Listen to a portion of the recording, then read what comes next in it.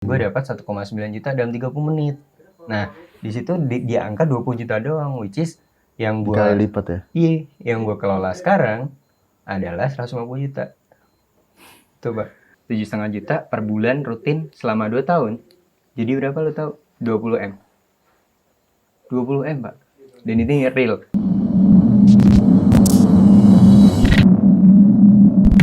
Assalamualaikum warahmatullahi wabarakatuh. Selamat datang di channel Down to Earth ID. Jadi ini malam hari sih jam 1 cuy. Tapi dia baru balik kerja. Gue semangat banget nih buat YouTube karena ditemenin sama orang yang pekerja keras, masih muda. Dan gue kebetulan di Semarang ya. Kita terakhir ketemu tahun lalu ya. Dia podcast tentang bisnis lu waktu itu ya. Bisnis waktu itu. Bisnis terus ada tentang cinta. Tapi kali ini mungkin berbeda cuy. Iya. Karena mungkin lagi virus corona juga. Tapi ini kan gue menarik ya. Kemarin kita di mobil juga bahas. Cuman gue tertarik banget karena anak muda ini harus dapat informasi dari lu cuy. Asli. Dan pas gue tanya boleh nggak? Wah gila katanya boleh banget. Dan ini kayak kapan lagi gue dapat informasi kayak gini gitu loh. Nah jadi kita mau bahas tentang saham nih ya. Saham. Tentang saham. Jadi sekarang tuh berarti gue kan sebenarnya nggak ngerti sama sekali nih. Gue mau belajar, gue mau ngulik dan teman-teman yang lain juga mungkin pada penasaran. Kalau misalkan diawalin dari pengertian saham dulu kali ya. Oke, saham tuh kayak intinya adalah instrumen investasi ya. Instrumen investasi. Jadi instrumen investasi ini sebenarnya kan investasi itu banyak nih. Instrumennya banyak. Benar. Jadi yang kita pada umumnya tahu lah kayak misal tanah nih. Iya. Tanah juga investasi gitu. Kayak emas juga investasi gitu. Komoditi kayak minyak, batu bara itu kok investasi juga gitu. Iya. Bisa jadi bahan investasi. Tapi orang tuh nggak banyak tahu kalau sebenarnya perusahaan tuh bisa jadi ladang investasi. Intinya gini deh, misal kayak lu pernah nggak kayak nanam saham di perusahaan teman lu atau gimana gitu? Kalau untuk kayak saham perusahaan sih pernah. Cuman kalau yang kayak forex, terus trading kayak gitu gue nggak ngerti. Oke. Nah, mungkin singkatnya itu gini loh, kayak misal lu tuh ngasih duit ke teman lo yang punya usaha, itu kan sebenarnya lu udah invest tuh. Iya. Tapi ke private company. Benar. Iya kan? Nah, tapi kalau saham itu beda San. Jadi kita tuh invest. Iya. Tapi ke perusahaan yang udah listing di BEI. Maksudnya listing tuh kayak perusahaan ini tuh udah bisa dimilikin publik gitu loh. Nah kayak gitu. Singkatnya gitu sih. Nah kalau misalkan dari awal lu menanam modal itu dari berapa rupiah gitu? Oke, sebelum kesana mungkin gue juga pengen jelasin kalau kenapa sih kalau gue tuh akhirnya ke saham gitu ya. Yeah. Awal mulanya dulu gitu ya. Karena waktu itu gue iseng sih. Ada teman gue tuh kayak dia itu baru umur berapa ya? Kayak 18 tahun dah. 18 tahun. 18 tahun. Dia udah mulai main saham di semester 2 waktu kuliah. Nah, gue lihat itu di ATM dia, men. Itu tuh duitnya udah 3 digit. Oke. Kata gue. M lah ya. Iya, baru ratus. Oh, baru ratus. Baru ratus kan. Gue mikir dong kayak, kok bisa sih orang, maksudnya dia baru segitu, kata gue juga dia nggak usaha-usaha juga gitu. Kok duit segitu, bokap nyokap dia juga ya uang bulanan nggak banyak gitu loh. Waktu gue tanya uang bulanan cuma 3 juta gitu loh. Kok bisa sampai 300 sampai ratusan juta gitu loh. Nah, di situ gue mulai nanya-nanya ke dia nih. Lu tuh ngapain sih punya uang segitu gitu? Lu dapat warisan apa gimana? Apa kata gue kali ya? Terus gue dikasih buku nih sama dia. Maksudnya bukan dikasih, dipinjemin waktu itu. Bukunya tuh judulnya Yuk Nabung Saham. Oke. Itu kalau kata gue emang bener-bener buku buat pemula gitu loh. Nah, gue baca di situ ternyata tuh intinya saham tuh paling penting itu lebih kepada itu meminimalisir inflasi. Oke. Kan lu tahu nih San, misal kalau lu beli permen dah. Dulu waktu lu SD mesti 100 rupiah tuh dapat 1 permen gitu. Bener. Sekarang lu 1.000 dapat 3 kali ya. Nah, itu kan yang turun sebenarnya duitnya atau emang harganya jadi lebih mahal. Iya. Ya kan? Tapi ternyata nilai uang kita yang turun, Pak. Jadi kalau waktu kita kecil 1.000 dapat 10 permen, sekarang cuma dapat 3. Berarti nilai uang kita turun. Nah, setelah gue baca ternyata tuh emang rata-rata tuh duit kita bakal turun sekitar 3%. Misal lu punya 10 juta nih, ya lu tahun depan lu tinggal punya 9.700.000, udah hilang 300.000. Sementara kalau lu tahu, lu nabung di bank doang nih, lu tahu kan biasanya kalau 10 juta paling bunganya berapa sih? Iya. Paling Berapa 20.000 gitu, gitu kan. Nah, dan itu nggak seberapa dari 300.000 yang lu hilang, benar. ya kan? Nah, mulai dari situ gue ngerasa, wah berarti duit gue jangan gue diemin doang di bank gitu. Harus diputerin ya. Iya, waktu awal-awal jujur gue masuk namanya reksadana. Oke. Kalau pernah dengar reksadana, Tahu. itu sebenarnya dia itu muterin duit kita Tapi agak lama ya. agak lama dan dia pakai manajer investasi. Jadi itu memang ada pihak ketiga yang muterin duit lo, which is lo di situ berarti bayar dia juga. Iya benar. Makanya kalau gue waktu itu selama setahun gue maksimal banget ya dapat 10-15% doang. Sementara di saham, nah yang pengen gue ceritain, kan lu tadi nanya nominal ya? Iya. Nominal berapa gue mulai gitu. Gue tuh mulai dari 5 juta cuy. 5 juta? 5 juta dan itu belum lama. Gue mulai dari bulan Mei awal. Mei 2020? 2020. Itu karena COVID? Karena COVID. Jadi gini, gue jujur gini ya, kalau gue dibilang COVID membawa bencana dan bencana doang tuh kata gue enggak nih. Iya. Karena kalau dibilang bencana ada, gue buka ronde habis 20 juta, itu ronde tuh kayak wedang gitu ya. Nah, habis 20 juta gitu aja, tapi ternyata pas gue lihat, gue baca berita, saham-saham tuh yang tadinya kalau lu tahu IHSG tuh kayak indeks harga saham gabungannya. Iya. Itu normalnya 7 ribuan, 6 ribuan. Nah, itu sampai turun ke 3.900, Pak. Saking drop banget Saking drop nih gitu.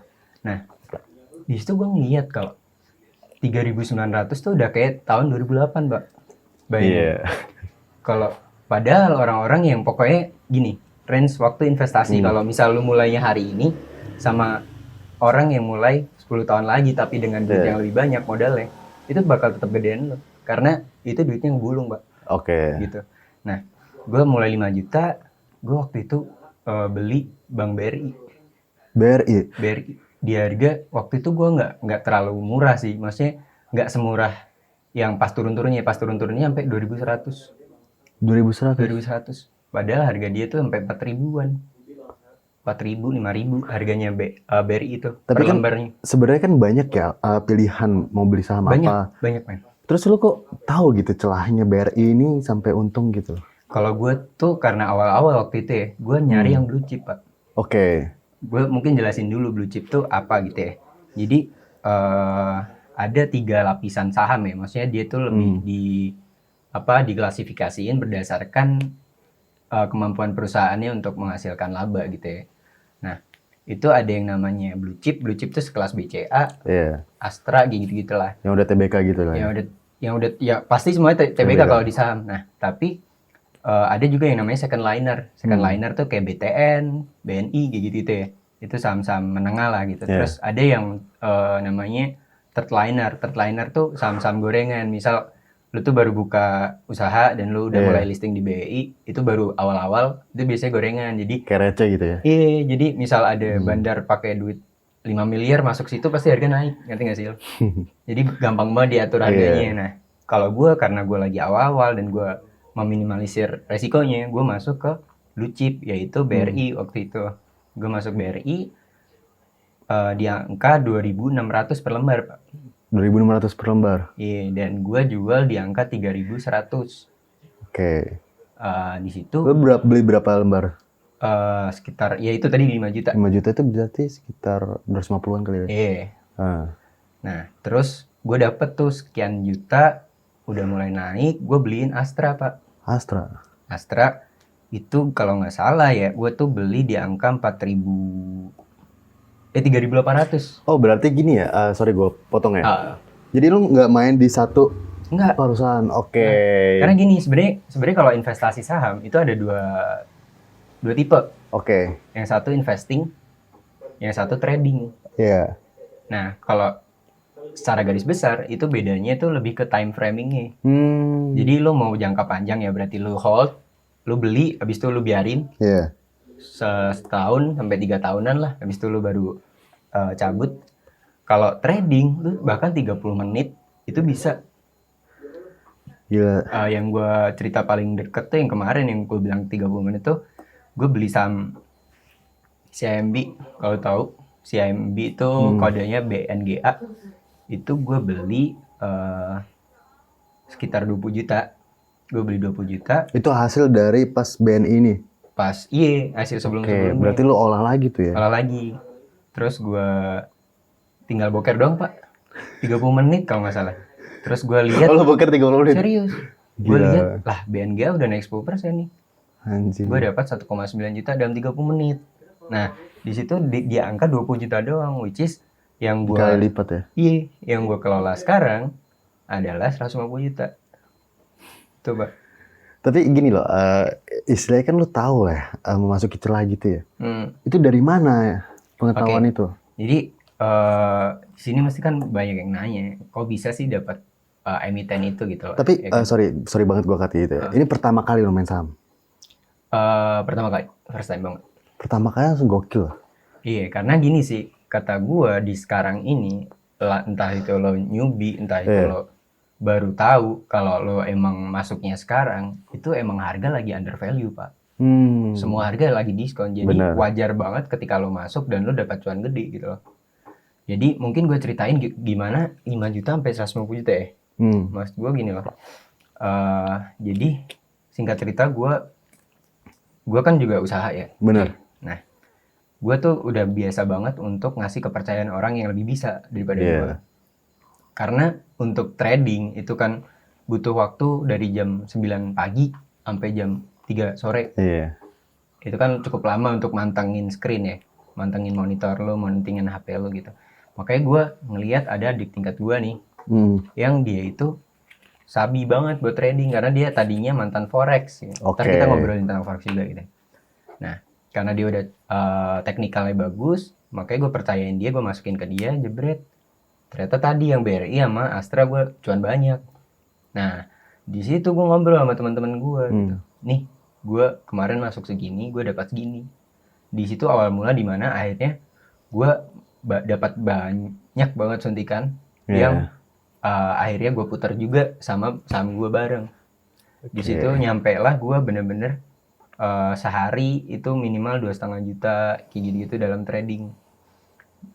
Dengan angkanya kalau rasional banget lah, kalau angkanya 150 juta, itu bahkan lu bisa dapat 20 juta sehari tuh bisa banget. Kayak temen gue, ini sekarang hari apa kan? Hari Kamis ya? Hari Kamis, benar. Kemarin Rabu nih, kalau teman-teman yang juga main saham, mesti ngerti banget ada yang namanya saham INDY. Terus sehari tuh naik berapa? Hampir 20%. Kata, lu punya 100 juta aja, lu dapat berapa? 20 juta. 20 juta. Dan itu bisa banget gitu. Nah, terus balik lagi pas lu, kok bisa gue tahu gitu ya.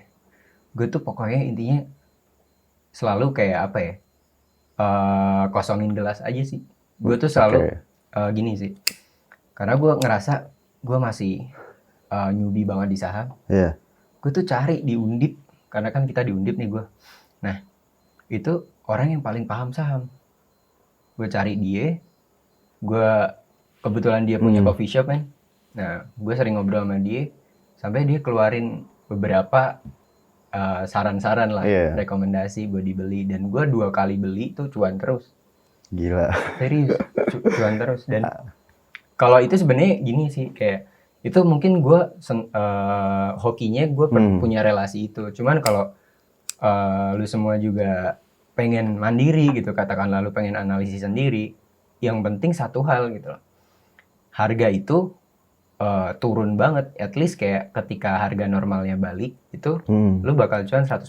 Misal PGAS gitu ya, sekarang harganya berapa? 1.160, 1.170. Nah, itu harga normalnya sampai 2.000 Pak sebenarnya. Jadi kan sebenarnya kalau lu beli waktu sebelum Covid nih, lu tuh harganya sampai 2.000 gitu loh. Ketika lu punya 10 juta sekarang, balik ntar keadaan udah normal lagi, lu punya 20 juta. Sesimpel itu kan. Tapi kalau misalkan ini kan istilahnya lo untung terus ya? Apa sih bahasanya untung ya? Apa gimana? Profit. Profit ya? Ya sama aja. Maksudnya gini, lo belum pernah mengalami kegagalan? Pernah. Gimana kegagalannya? Kegagalannya lebih kepada biasanya karena gua itu asal ambil ketika cuma disaranin doang.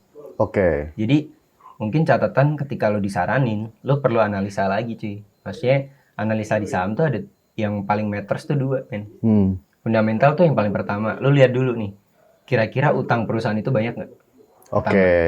Terus kira-kira kemampuan dia ngasih ngelaba tuh banyak gak? Kayak misal kalau tahu TKIM sama INKP, itu adalah anak perusahaannya dari Sinarmas. Dan dia itu import kertas ke luar negeri. Mereka ini kemampuan ngelabanya tuh 118% naik kemarin di kuartal pertama. Nah di situ kenapa dia bisa naik? Karena waktu itu kan rupiah melemah nih. Itu berarti buat ekspor jadi ini enak dong, ya kan? Nah di situ gue ngelihat berarti ini kira-kira NKP dan TKIM tuh sangat-sangat berpeluang gitu loh. Jadi ketika gue disaranin, gue lihat analisa fundamentalnya dan gue ngelihat teknikal untuk timing gue kapan beli gitu loh. Karena analisa teknikal tuh bakal ngebantu lu lebih efisien gitu loh buat belinya. Jadi misal kayak gue tadi BRI awal-awal kan gue harusnya beli di 2100 ya, tapi gue belinya di 2600. Jadi kan sebenarnya masih lumayan ada gap lumayan kan. Nah kayak gitu sih Boy. Nah tapi kalau misalkan ini berarti kalau saham itu mainnya ada aplikasinya atau? Jadi kalau dulu ya Pak, sebelum ada aplikasi-aplikasi yang mempermudah tuh ada yang namanya Mandiri Sekuritas. Terus Mirai Sekuritas. Dia biasanya kalau Mandiri ya, gue dulu minimal buat masuk tuh 10 juta. Itu kan mesti nggak banyak teman-teman mahasiswa bisa kan. Cuman akhirnya ada yang namanya Indo Premier men. Indo Premier. Itu dari BCA. Itu dia sekuritas yang bisa mulai dari 1 juta bahkan bisa. Lu nabung 1 juta, ya udah kalau lu beli BRI harga 3.000 ya lu dapat berapa tuh? 33 lot gitu loh. Atau satu lot tuh 100 lembar. Berarti 3.300 lembar saham gitu. Tapi kalau misalkan kayak gini ya, untuk pemula ya Din, yang istilahnya emang nggak ada relasi gitu, tapi ingin mencoba, pasti kan pasti tahu gagal gitu ya. Itu wajar berarti. Wajar banget. Tapi kalau misalkan orang yang terlalu banyak berharap untung di saham itu gimana menurut lo? Kata gue gini sih, saham itu adalah ketika lo punya duit 1M, kata gue lu mesti diversifikasi sih. Maksudnya jangan sampai lu gambling, lu baru awal lu all in 1M. Jadi kata gue kalau di saham ya normalnya 30% dari total aset lo gitu. Jadi selain itu lo juga perlu banget belajar. Tapi kalau belajarnya ya, ini gue mungkin breakdown dulu belajarnya. Yang paling penting lo baca dulu buku dari Warren Buffett, paling banyak yang gue baca. Atau yang paling gampang dimengerti ya yang tadi yuk nabung saham. Terus habis itu yang kedua tuh sekarang gampang banget Pak. Ibaratnya lo nulis saham aja di Instagram nih, ntar banyak banget akun-akun edukasi gitu loh. Dan ketika lo mantengin story-nya dia aja lo bisa pinter gitu. Terus ada, kalau sekarang gue udah mulai bandarmologi ya. Setelah fundamental, teknikal gue mulai ke bandar. Karena itu yang paling cuan, Mbak. Bandar itu orang ketiganya? Bukan. Bandarmologi adalah kayak salah satu cara lo analisis melalui rekomendasi bandar. Bandar disebut di saham tuh biasanya orang-orang yang udah punya duit tuh MM-an sampai iya kayak gitu. Nah, jadi ketika bandar A itu masuk, itu biasanya harganya naik. Ngerti nggak sih lo? Jadi lo dikasih sinyal di situ. Itu nama aplikasinya Stockbit. Stockbit, ya, gitu. Tapi kalau misalkan biasanya kalau mengalami kegagalan itu gimana gitu? Kebanyakan mendeteksinya gitu ya? Kebanyakan pemain saham itu tuh gagal gara-gara dia faktor psikologinya. Itu sih penting banget. Faktor psikologi itu biasanya gini. Lo tahu saham ini masih under value. Lu tahu saham perusahaan ini tuh bagus, misal katakanlah BCA, tiba-tiba BCA turun sampai 15.000, bayangin, pusing tuh kan. Lu mesti kan keder kan di situ kayak, anjir duit gue hilang sekian persen gitu. Tapi selama lu hold dan lu berharap itu bakal naik, lu tinggal average down, lu beli harga rendahnya, harganya jadi harga rata-rata, itu bakal balik lagi ke area normal gitu loh. Nah kebanyakan orang panik Pak, begitu turun dia cut loss.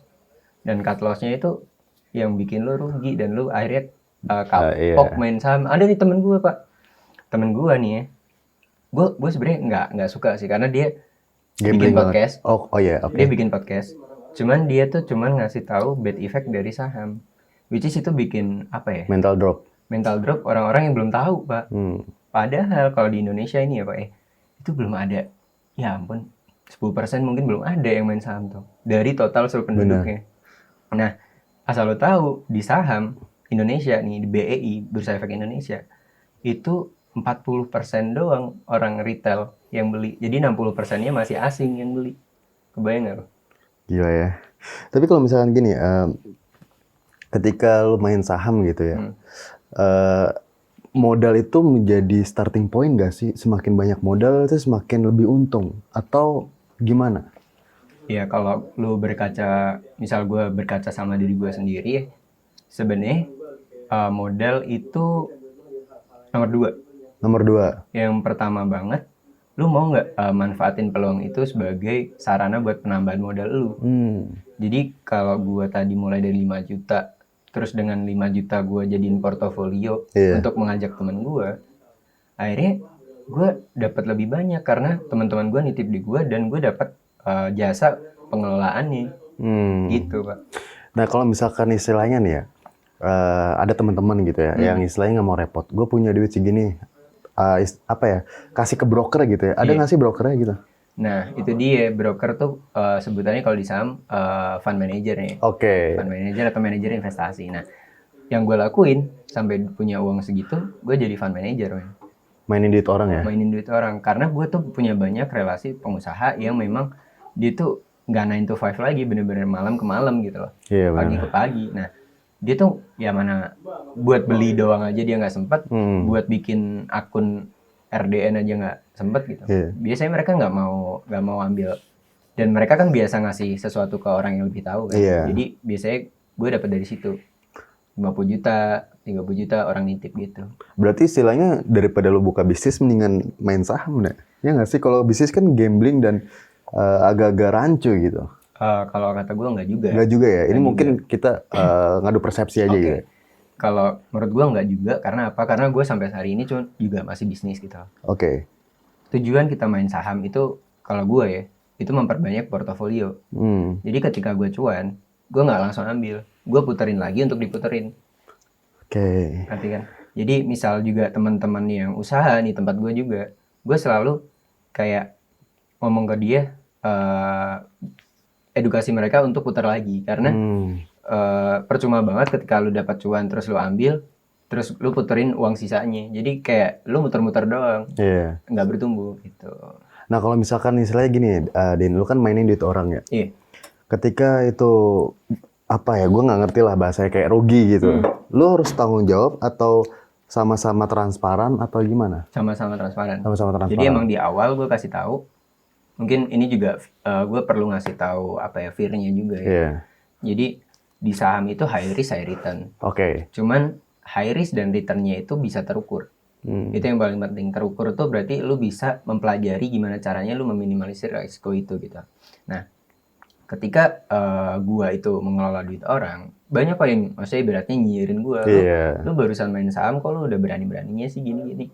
Yang paling penting gua tuh walaupun jadi resiko dari pemodal gua itu tuh 0 men ke gua. Jadi kalau misal rugi, gua nggak nanggung, karena gue juga ngasih rekomendasi ke dia dan dia yang mengiyakan. Tapi lu kan, tapi di sini gue tuh berusaha sebisa mungkin yang paling modal utama gue ada kepercayaan, men. Jadi gimana caranya mereka mau nabung lagi, itu adalah nomor 1. Jadi sampai hari ini gue udah 2 kali bagi hasil ke pemodal dan semuanya cuan, Pak. Nggak ada yang minus. Dan di situ yang membuat mereka akhirnya nabung lagi.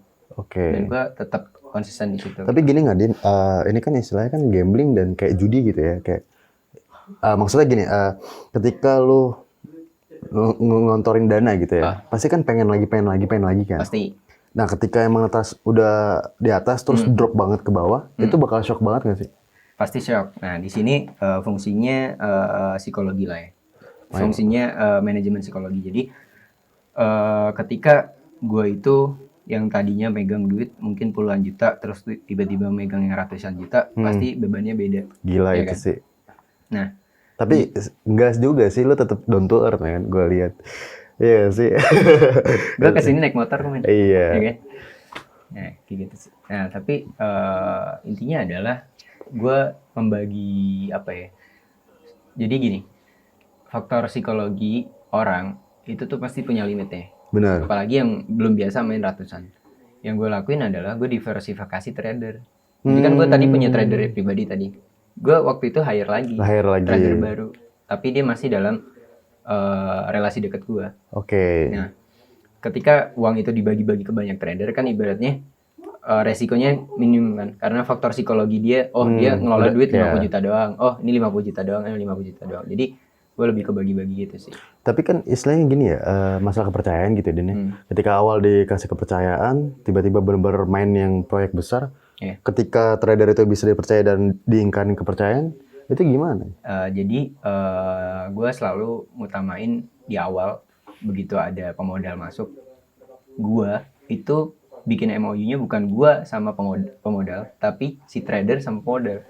Oh, jadi lo apa ya, menjembatani? Iya. Oke. Gue di situ, Pak. Jadi gue sebenarnya Aman ya? Aman banget, asli aman banget. Cuman kan gue juga nggak pengen dong, maksudnya itu kan teman gue juga pemodal ya kan. Jadi gue harus make sure banget gue deket sama orang ini dan gue tahu rumah bapaknya, tahu rumah ibunya gitu loh. Oke. Gitu sih. Tapi benar-benar kalau di main saham ini harus hitam di atas putih juga nggak sih? Hitam di atas putih harus banget. Oh, tetap ya? Tetap. Oke deh, jadi kalau misalkan istilahnya, tapi main saham ini kan nggak terbatas usia, ada enggak kan? Ada men. Kalau lu mau tahu nih, gue punya relasi namanya Mas Andika Sutoro Putra. Dia udah main saham dari umur 15 tahun dan sekarang umur baru 25-26an. Dan dia udah punya venture capital sekarang. Which is itu uangnya udah MM-an dan dia tuh sekarang mulainya di 15 tahun dia cuma 10 juta sama juga. Itu cerita dari Andika Sutoro Putranya. Lu tahu nggak? Gue punya cerita bagus banget yang itu asistennya Andika Sutoro Putra. Ada 2 bersaudara namanya Kastomi dan Antoni. Kastomi dan Antoni itu asisten yang digaji cuma 10 juta per bulan sama si Andika. Karena dia itu deket sama Andika yang udah ngerti banget tentang saham. Si Kastomi dan Antoni itu akhirnya banyak dapat ilmu tuh di situ. Karena dia asisten ya. Kan? Dia dengan gaji 10 juta, Pak. Dia yang tadinya orang Singkawang nih, dia pindah ke Jakarta. Lifestyle dia itu cuman 2,5 juta per bulan dari uang 10 juta ini. 2,5 juta tuh bukan lifestyle lagi, cuy. Dia makan juga, kos juga 2,5 juta. Lu tahu sisanya 7,5 juta kemana? Ke saham, Pak. Diputerin dia ke saham. 7,5 juta per bulan rutin selama 2 tahun. Jadi berapa lu tahu? 20 M. 20 M, Pak. Dan ini real. Dia masuk majalah SOA juga, SWA juga. Itu keren banget sih anjir. Itu mungkin salah satu pesan moral juga ya, kayak lebih ke bergaul ya. Semakin kita up next level, jadi pasti itu juga buat anak-anak muda pentingnya bergaul dan mencari relasi juga sih. Kayak misalkan kayak lo bisa kenal dan bisa percayain trader. Tapi gini Dain, mungkin pembahasan terakhir ya. Gimana caranya ngebedain trader yang bisa dipercaya sama enggak? Apakah emang ada track recordnya atau gimana? Jadi tuh kalau paling gampangnya itu emang tersertifikasi sih, Pak. Oke. Jadi itu karena emang saham itu di bawah pengawasan OJK ya. Jadi sekali lagi teman-teman yang gue yakin banget nih yang nonton YouTube itu lebih sering dengar Binomo, Olimtrade, karena itu sering muncul di YouTube. Itu beda ya, dengan instrumen itu beda banget 100%. Karena Binomo, Olimtrade dan kawan-kawan, IK Option, or else, itu lebih ke forex dan cryptocurrency. Kalau saham BEI itu pure membeli saham yang memang ada, yang ibaratnya juga diawasin OJK, dan banyak saham-saham BUMN, Pak. Maksudnya kayak BRI, BNI, kalau mereka bangkrut ya negara kita bangkrut gitu loh. Benar. Oke, jadi kalau gue yakin banget nih San, maksudnya teman-teman di YouTube tuh paling lebih sering dengar Binomo, IK Option, Olimtrade dan segala macamnya. Lu sebelum masuk ke sana, saran gue, lu pastiin dulu yang lu invest tuh apa gitu loh. Karena kalau IK Option, Olimtrade dan Binomo itu lebih ke forex. Forex itu apa sih? Forex itu pertukaran mata uang yang lu kemudian jadiin bahan investasi. Itu yang ada grafik-grafik gitu nggak sih? Ada grafiknya. Investasi saham ada grafiknya juga. Cuman yang diinvestin tuh perusahaan kalau ini. kalau yang tadi gue bilang itu lebih kepada pertukaran mata uang dan perusahaan-perusahaan luar negeri yang belum tentu nih gue bilang ya, belum tentu dibeliin beneran sahamnya di sana, ngerti nggak? Jadi itu biasanya tetap ada brokernya. Nah, kalau kata gue, lu mesti cobain yang benar-benar diawasin OJK gitu loh. Dan lu bisa lihat di Jakarta Selatan, di Tamrin itu ada BI gitu loh. Sudirman apa Sudirman ya? Di Sudirman tuh ada kantor realnya gitu loh. Dan gue sangat-sangat sebenarnya gue tidak menyarankan Ben, karena trader gue tadinya forex. Oke, mungkin itu terlalu sensitif kali ya. Iya. Tapi ini perlu pencerdasan sih. Oke. Serius, karena trader gue tuh sampai ngutang 22 juta. Dia tuh ngejar kerugian dia, ngerti gak sih? Dia rugi banyak. Oke, ini mungkin cerita pengalaman aja ya. Nanti takutnya disangkut pautin sama merek tadi. Iya. Oke. Mungkin ntar lu potong aja. Jadi forexnya aja ya. Iya. Jadi kalau teman gue di forex nih, forex tuh foreign exchange. Foreign exchange tuh maksudnya pertukaran nilai mata uang yang ditradingin. Ini teman gue tuh sampai rugi gede banget. Sampai akhirnya dia ngutang temannya buat ngejar kerugian dia. Kalau ini purely judi, Pak. Karena indikatornya nggak jelas dan susah dipelajarin. Bener-bener materinya dikit yang bisa lu pelajarin. Nah, di situ dia ngutang temannya 22 juta dan itu habis. Yang tadinya dia berharap itu bisa balikin modal dia. Nah, di situ baru dia tobat nih akhirnya. Tobat, masuklah dia ke saham yang lebih apa ya? Ada wujudnya lah. Oke. Gitu. Itu sih, maksudnya ini saran buat teman-teman yang baru tahu tentang dunia pertradingan gitu. Dan mungkin terakhir ya untuk teman-teman yang mungkin punya atau pertanyaan atau semacamnya bisa komentar atau enggak langsung follow Instagramnya. Follow Instagram. Nanti akan selalu gua kirim di link bawah. Dan jadi itu pasti nanti kalau misalkan ada orang gitu ya yang punya duit atau apa, bisa lah ya lu jadi apa fund manager ya. Fund manager, cuman sebelum ke sana ya kita PDKT dulu lah. Lewat Instagram fund manager gua, follow aja di finstock.id. Atau mungkin bisa langsung ke Semarang gitu ya. Boleh. Karena itu mungkin menurut gua bukan hal yang nggak gampang gitu. Jadi harus mendekatkan diri lagi. Terkadang kan menurut gua orang tuh gampang ngasih kepercayaan, gampang juga ketipunya cuy. Betul. Makanya perlu dekat dulu lah. Oke, jadi kalau misalkan di lu gitu ya, apa yang akan lu berikan atau enggak apa yang harus dikasih orang gitu? Oke. Ya, yang paling pertama misal lu punya duit 10 juta, lu pasti kan ibaratnya lu awal dan lu nggak pengen rugi gitu kan ya. Dan lu pasrahin ke gua. Itu gampang banget, Pak. Jadi ketika lu gain katakanlah 10 juta, lu dapat 1 juta nih, misal jadi kan 11 juta nih. Nah, 1 jutanya itu karena gue yang ngurusin, gue yang muterin dan gue yang liatin chart lo gitu yang tradingin. Gue cuman minta 30% dari pendapatan nih. Dari bersihnya? Dari bersihnya. Okay. Jadi lo jadi dapat 10.700.000. Which is lo tetap paling banyak dapatnya gitu. Kayak gitu sih. Berarti kalau misalkan dia kan dapat 70% tuh ya. Tapi akan terus dimainkan nggak sahamnya? Itu balik lagi ke mereka. Jadi dia tiba-tiba butuh uang 10.700.000 langsung ditarik. Bisa. Berarti itu akan selalu bisa kapanpun ditarik ya?